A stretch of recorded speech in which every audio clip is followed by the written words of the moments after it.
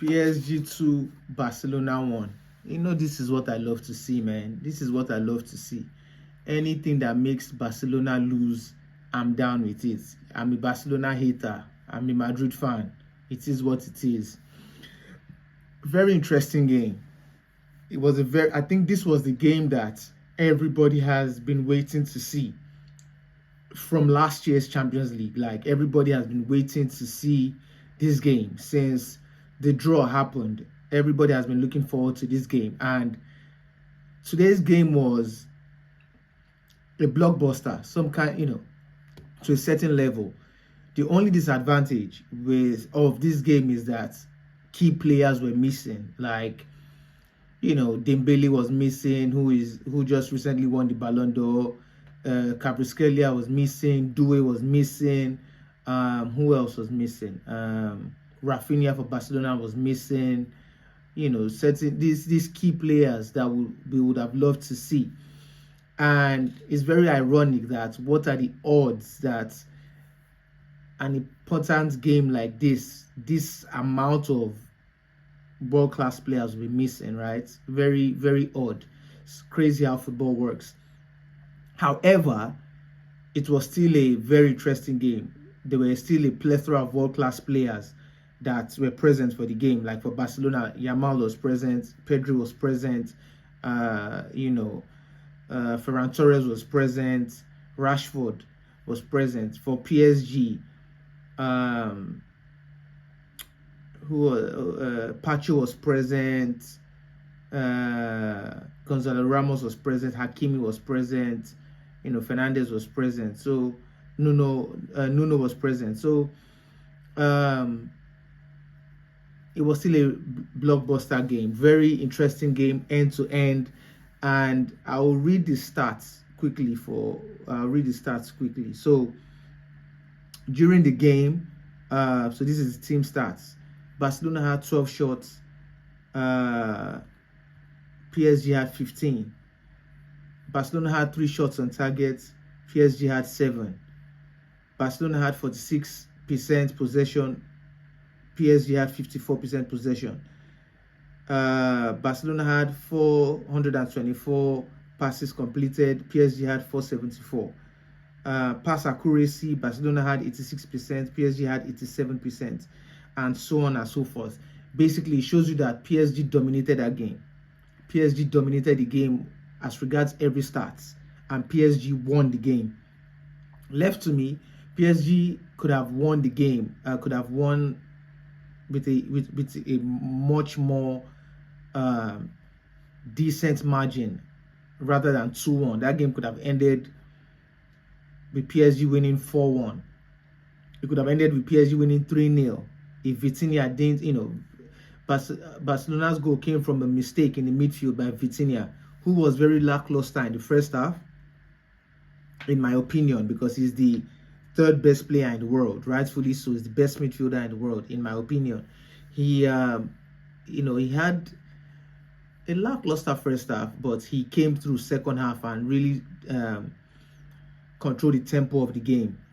Hakimi was fantastic, it's like when he wearing that captain's band, just took it to another level. He was very, very fantastic today.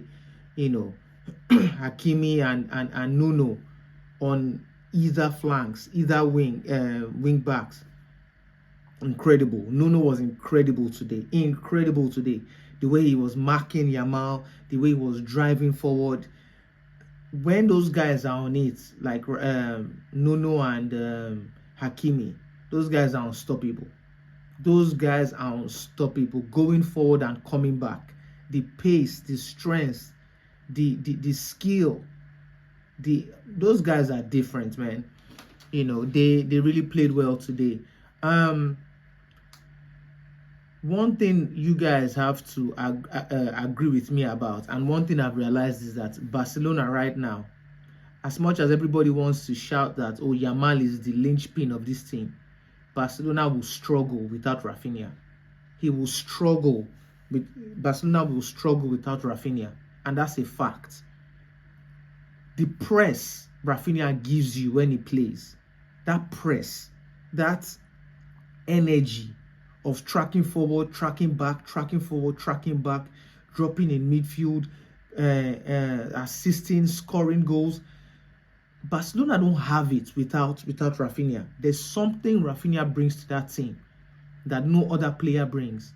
And as much as it was criminal, to be fair, for him to be fifth position on the Ballon d'Or ranking, this past Ballon d'Or award, it was criminal. Everybody knows that. But they missed him today. Barcelona missed him today. Rashford had a decent game. It's really, I like seeing Rashford play for Barcelona. It's like, you know, the more the weeks go by, we have started to see how important Rashford is for this Barcelona team, and the fact that Barcelona's coach really likes Rashford and he believes in Rashford, because Rashford, you know, he plays week in, week out, and always gives at least a 7/10 level performance. So I was really happy. I'm really happy to see that for him.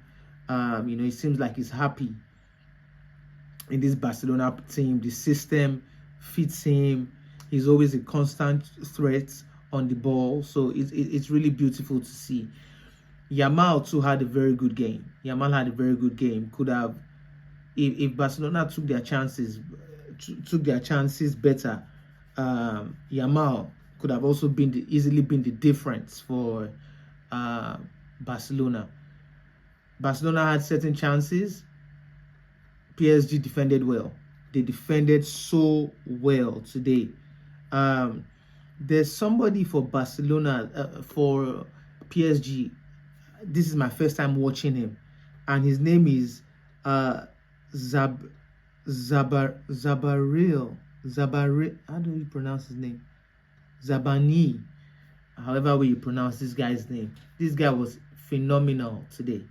Phenomenal today. I've never seen him play for PSG before, and maybe that's because I don't watch a lot of French league games. But this guy really stepped in for the missing Marquinhos today. This guy was immense. He was immense at that back line, at centre back. He was immense. Him and Pacho, that pairing, serious. Who else? Another player I want to talk about is Barcola. That guy is horrendous. And I think if you go back to, I don't know what video it is, but one of my videos I shot in the past, I probably spoke about this Barcola guy. This guy, to me, is the worst finisher in European football. The worst finisher in European football. This guy is ass cheeks, Barcola. He is just a speed merchant. Aside that, this guy's finishing is poor. Piss poor. Such a bad player, that guy. Such a bad player. And I don't know what use that guy is. I don't know what use he is in this PSG team. He's just in my opinion, he's horrible. He's horrible. He's just a speed merchant. Okay, good one-on-one, but finishing, this guy reminds me of early Vini Jr. He's such a poor finisher. The worst finisher for me in a top team in Europe, in my opinion. This guy is ass cheeks. Bradley Barcola, ass cheeks. Another player I want to really big up is Ferran Torres. Ferran Torres has been incredible this season so far. He's been incredible for Barcelona, to the point that he's been benching Lewandowski, and rightfully so, because Lewandowski too, that guy is not reliable. The type of chances Lewandowski misses, a so-called world-class striker shouldn't be missing chances like that. So rightfully so, he should sit on that bench and continue to remain on that bench. Ferran Torres has been incredible this season, and even a huge part of last season. Ferran Torres was immense for Barcelona. Was really pivotal in that Barcelona team. Another player today that was poor was Dani Olmo. Dani Olmo was horrible today, but I won't really call him out too tough, because most matches that Dani Olmo plays, he always performs well, and is always the difference. That matches he has really been the difference. He's a fantastic player.